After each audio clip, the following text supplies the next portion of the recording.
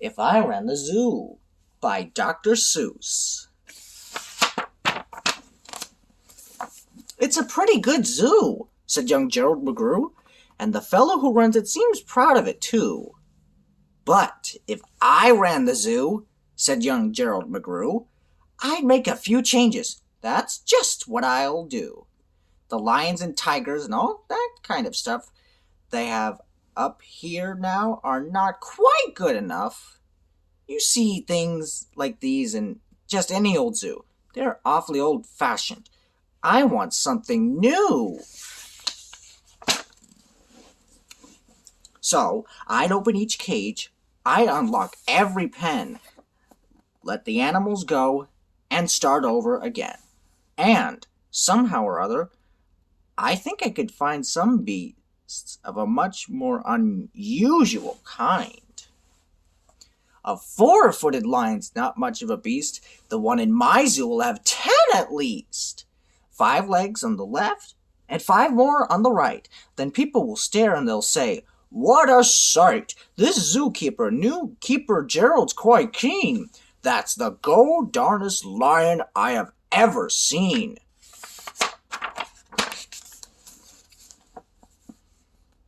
My new zoo, McGrew Zoo, will make people gawk. My new zoo, McGrew Zoo, will make people talk at the strangest odd creatures that ever did walk. I'll get for my zoo a new sort of a hen who roosts in another hen's top knot, and then another one in the top knot of his, and another in his, and another in his, and so forth and upward and onward. Gee whiz! But that's just a start. I'll do better than that. They'll see me next day in my zookeeper's hat, coming into my zoo with an elephant cat. They'll be so surprised they'll swallow their gum. They'll ask when they see my strange animals come, "Where do you suppose he gets things like that? His animals have such very odd faces. I bet he must hunt them in very odd places."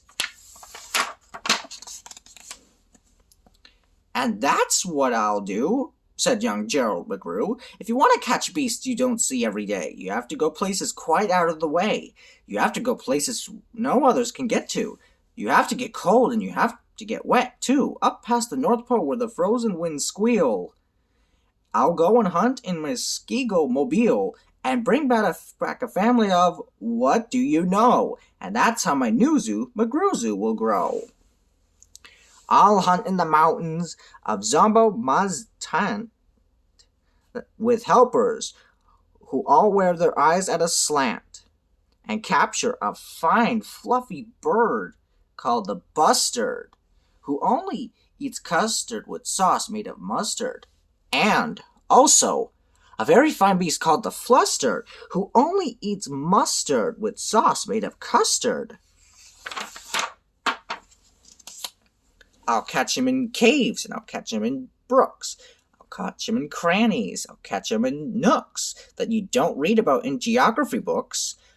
I'll catch them in countries that no one could spell, like the country of Mata Fa Pata Fa Pel. In a country like that, if a hunter is clever, he'll hunt up some beast that you never saw ever.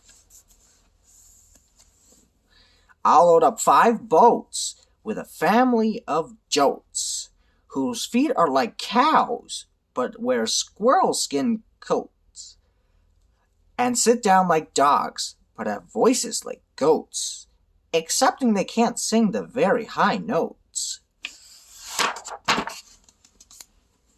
And then I'll go to the wilds of Nantucket and capture a family of lunks in a bucket. Then people will say, "Now I like how that boy heaps. His new zoo, McGrew Zoo, is growing by leaps. He captures them wild, he captures them meek, he captures them slim, and he captures them sleek.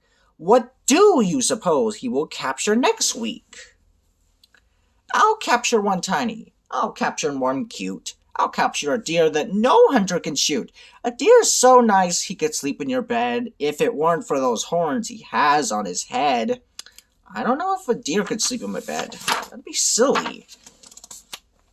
And speaking of horns that are just a bit queer, I'll bring back a very odd family of deer.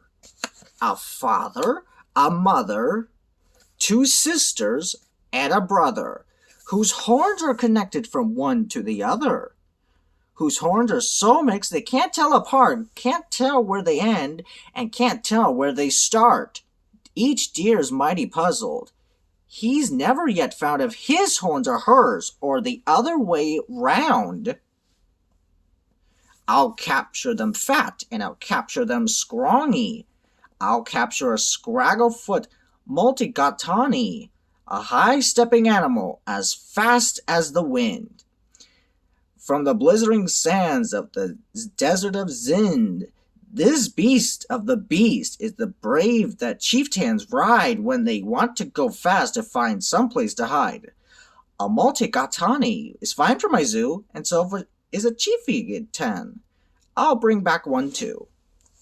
In the far western part of southeast North Dakota lives a very fine animal called the iota. But I'll capture one who's much finer in the northeastern west part of South Carolina. When people see him, they will say, "Now, by thunder! This new zoo, McGrew Zoo, is really a wonder!" Most beasts are quite friendly, but still in some lands, some beasts are too dangerous to catch with bare hands. For those that are ugly and vicious and mean, I'll build a bad animal catching machine. It's rather expensive to build such a kit, but with it, a hunter can never get bit. A zoo should have bugs. I'll capture a thwirl whose legs are snarled up in a terrible snarl. And then I'll go out and capture some chugs, some keen shooter, mean shooter, bean shooter bugs. I'll go to the African land of Yurka and bring back a tizzle-top tuft mazurka, a kind of canary with quite a tall throat. His neck is so long if he swallows an oat for breakfast the first day of April, they say, it has to go down such a very long way that it gets to his stomach the 15th of May.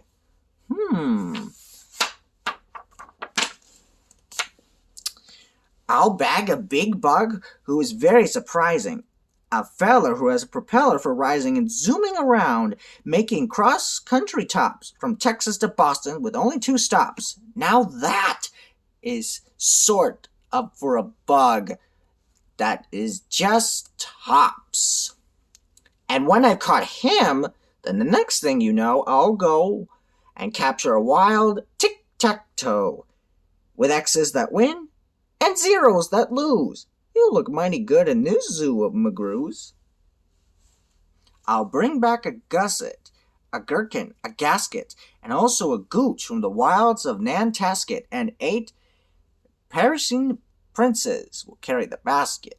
But what their names are, I don't know, so don't ask it. In a cave in Khartoum, lives a beast called the Natch that no hunter's been able to catch. He's been hidden for years in his cave with a pout, and no one's been able to make him come out. But I'll coax him out with a wonderful meal that's cooked by my cooks in my cooker mobile. They'll fix up a dish that is just to his taste. 3 chicken croquettes made of library paste, then sprinkle with peanut shucks pickled and spiced, then baked at 600 degrees and then iced. It's mighty hard cooking to cook up such feasts, but that's how the new zoo, McGrew Zoo, gets beasts. I'll go to the faraway mountains of Tosk, near the river of Nomsk. I'll bring back an Obsk, a sort of a thingamabobsk, who only eats rhubarb of corn on the cobsk. Then people will flock to my zoo in a mobsk. McGrew, they will say, does a wonderful job. He hunts with such vim and he hunts them with vigor. His new zoo, McGrew Zoo, is getting bigger and bigger. And speaking of birds, there's the Russian Podkulski, well, who headski is redski and belly is blueski. I'll get one of them for my zoo, McGrewski. Then the whole world will gasp. Why, this boy never sleeps. No keeper before ever kept what he keeps. There's no telling what this young fellow will do. And then, just to show him, I'll sail to Katroo and bring back an Itkutch, a Preep, a Prue, a Nurgle, a Nerd, and a Seersucker too. I'll hunt in the jungles of Hipponohungus and bring back a flock of wild Biponobungus. The Biponobungus from Hipponohungus are better than those down at Diponodungus, and smarter than those out in Nippononungus. And that's why I catch them in Hipponohungus instead of those in Nungus and Dungus. And people will say when they see these bibs bounding, this new keeper's simply astounding. He travels so far that you think he would drop. When do you suppose this young fellow will stop? Stop? Well, I should, but I won't stop until I've captured the Frizza, Mawizza, Madill, the world's biggest bird from the island of Gwark, who only eats pine trees and spits out the bark. And boy, when I get him back to my park, the whole world will say, young McGrew's made his mark. He's built a zoo better than Noah's whole ark. These wonderful, marvelous species that he chooses have made him the greatest of all the McGrewses. Wow! They'll all cheer. What this zoo must be worth. It's the gold darnest zoo on the face of the earth. Wow! Look at all these very interesting creatures at McGrew Zoo. That's a lot of creatures. Yes, that's what I'd do, said young Gerald McGrew. I'd make a few changes if I ran the zoo. The end.